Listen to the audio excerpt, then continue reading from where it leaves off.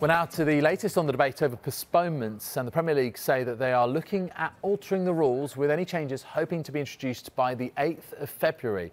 This is what the Premier League have said today. The Premier League is consulting with our clubs regarding COVID-19 postponement rules and guidance in light of the changing national picture and the falling number of cases within our squads. The league's current guidance was amended in December following the emergence of the new Omicron variant, and we continue to monitor the ongoing effects of the virus and will update our guidance accordingly. But it comes after Mikel Arteta defended the decision to postpone last Sunday's North London derby with Tottenham. Arsenal made the request the day after playing Liverpool in the first leg of their EFL Cup semi-final last Thursday. The postponement angered the Spurs boss Antonio Conte. He described it as strange and surprising.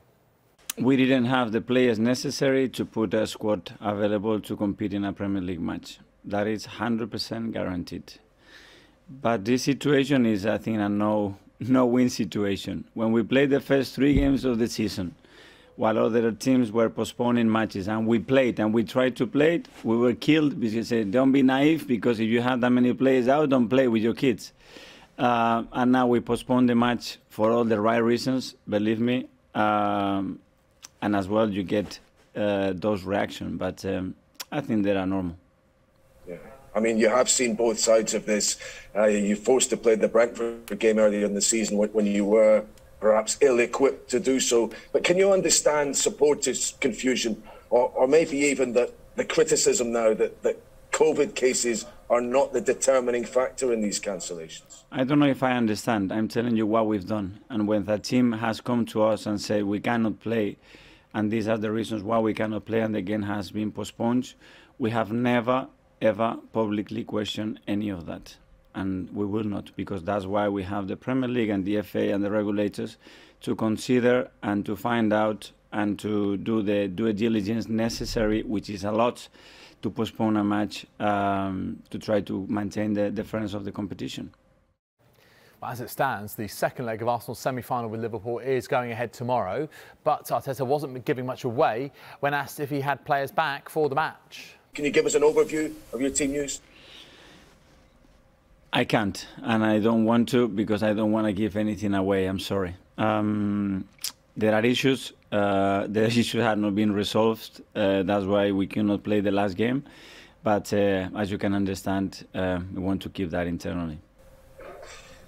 Are there any doubts that the game could be ahead then, given what you've just said? I hope that there is no more news from tomorrow and the game can be played. This is the way we have prepared.